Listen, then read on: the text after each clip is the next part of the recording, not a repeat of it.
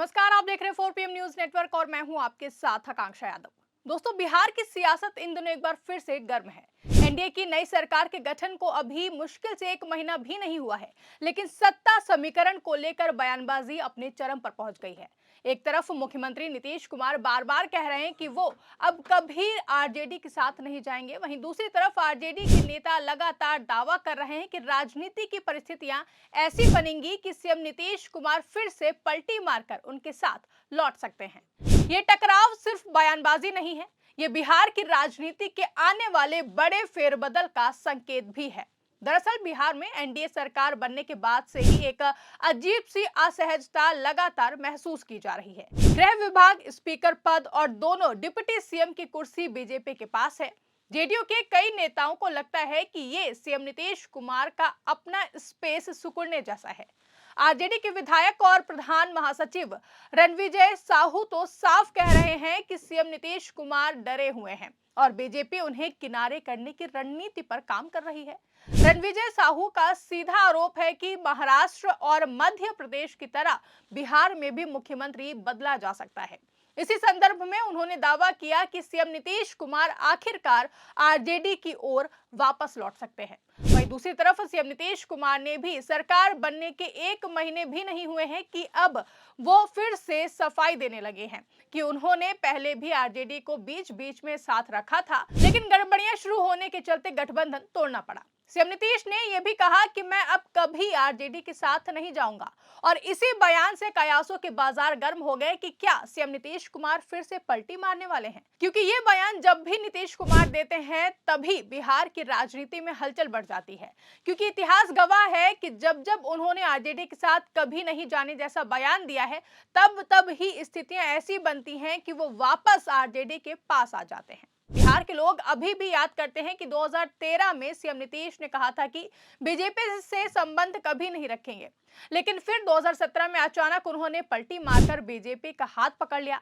2015 के चुनावों में उन्होंने गठबंधन के मंच पर कहा था कि लालू जी के साथ हमारा अटूट रिश्ता है, लेकिन 2022 में उन्होंने उसी आरजेडी को छोड़कर फिर से एनडीए के साथ सरकार बना ली।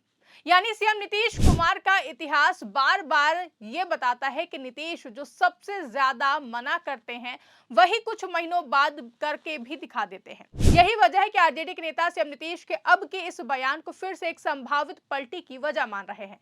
जरा याद करिए 2015 से 17 की सरकार को, जब नीतीश कुमार और लालू प्रसाद यादव एक साथ चुनाव जीतकर भारी बहुमत से सत्ता में आए थे। दोनों मंचों पर एक दूसरे की तारीफ करते थे, लेकिन जब सीबीआई की जांच बढ़ी, जब आरजेडी पर दबाव बढ़ा, तब नीतीश कुमार ने ये कहते हुए इस्तीफा दे दिया कि मैं भ्रष्टाचार के साथ नहीं चल सकता।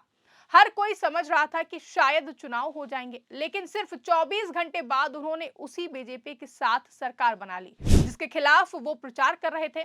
और ये बिहार की राजनीति में सीएम नीतीश कुमार की सबसे बड़ी पलटियों में से एक मानी जाती है।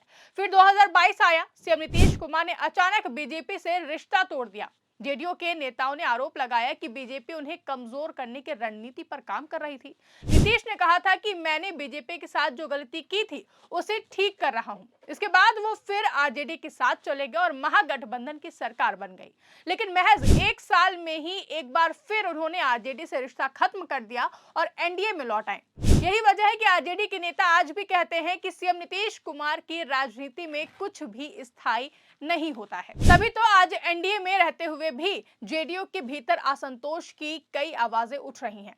किसी को यह समझ नहीं आता कि आखिर क्यों दोनों डिप्टी सीएम, स्पीकर और गृह मंत्रालय बीजेपी के पास है, जबकि मुख्यमंत्री सीट जेडीयू के पास है। आरजेडी विधायक रणविजय साहू ने इसी बात को सीएम नीतीश की असहजता का कारण बताया है।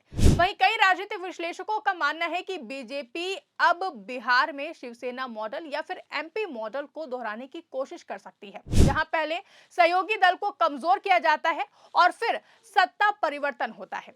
आरजेडी के नेता ये भी तर्क दे रहे हैं कि जब नीतीश कुमार खुद कहते हैं कि मैं कभी वापस नहीं जाऊंगा, वही उनकी वापसी का संकेत होता है।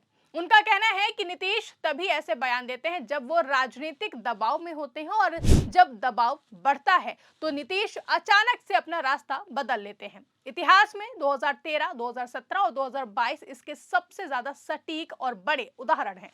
आरजेडी का मानना है कि इस बार की परिस्थितियां वैसी ही बन रही हैं, जहां नीतीश कुमार की कुर्सी कमजोर है और बीजेपी का दबाव मजबूत है। वहीं जेडीयू इस पूरी बहस को बेकार की अटकलें बता रही है। उनका कहना है कि नीतीश कुमार ने स्पष्ट कर दिया है कि सरकार स्थिर है और एनडीए पूरा कार्यकाल चलाएगा। जेडीयू विधायक मनजीत सिंह ने कहा कि राजद को जनता ने नकार दिया है, इसलिए पार्टी घबराहट में ऐसे बयान दे रही है। उन्होंने साफ कहा कि जेडीयू और भाजपा गठबंधन पूरी तरह मजबूत है और इसमें किसी तरह की टूट फूट की संभावना नहीं है। जबकि राजनीतिक विश्लेषकों की माने तो नीतीश कुमार की हर चाल मुख्यमंत्री की कुर्सी से जुड़ी है। वो हमेशा इसके लिए अपने समीकरण बदलते रहते हैं। ऐसे में ये दावा कि अब नीतीश कोई पलटी नहीं मारेंगे खुद एक बड़ा राजनीतिक सवाल है, क्योंकि इतिहास में उन्होंने कभी भी किसी गठबंधन को पूरा कार्यकाल नहीं चलने दिया है, फिर चाहे वो एनडीए हो या फिर महागठबंधन।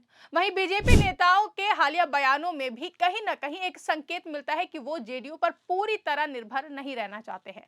लंबी रणनीति के तहत वो बिहार में संगठन मजबूत कर रहे हैं और अपने नेतृत्व को आगे बढ़ा रहे हैं। अगर उन्हें लगे कि स्थिति उनके अनुकूल है तो मुख्यमंत्री बदलने का विकल्प खुला रखा जाएगा, जैसा 2020 के बाद कई राज्यों में देखा गया है। इसी संभावना के चलते आरजेडी को लगता है कि नीतीश कुमार फिर से सुरक्षा की तलाश में पुराने सहयोगियों के पास लौट सकते हैं। वहीं राजनीतिक पंडितों का कहना है कि नीतीश कुमार की सबसे बड़ी ताकत उनकी उपयोगिता की राजनीति है। वो जिस गठबंधन में जाते हैं उस गठबंधन की साख बढ़ती है। बीजेपी और आरजेडी दोनों जानते हैं कि नीतीश कुमार का जनाधार भले ही कम हुआ है, लेकिन उनकी सॉफ्ट इमेज और शासन पर पकड़ बिहार की राजनीति में उनके एक अहम खिलाड़ी बनाए रखती है उनको, और यही वजह है कि दोनों पार्टियों की राजनीति हमेशा उनकी तरफ नजर रखती है। जबकि बिहार की राजनीति को समझने वाले कहते हैं कि यहाँ हर बयान भविष्य की योजना का हिस्सा होता है। नीतीश कुमार का कभी नहीं जाएंगे वाला बयान भी उसी रणनीति का हिस्सा है। आरजेडी की तरफ से दिए जा रहे वापसी वाले बयान भी आने वाले संघर्ष की एक भूमिका है। जहां बिहार में सरकार चलेगी या गिरेगी ये तो फिलहाल कोई नहीं कह सकता, लेकिन इतना तो तय है कि बिहार में कई राजनीतिक उलटफेर देखने को मिल सकते हैं। इस पूरे घटनाक्रम का सबसे बड़ा संदेश यही है कि बिहार की राजनीति में कुछ भी स्थायी नहीं है।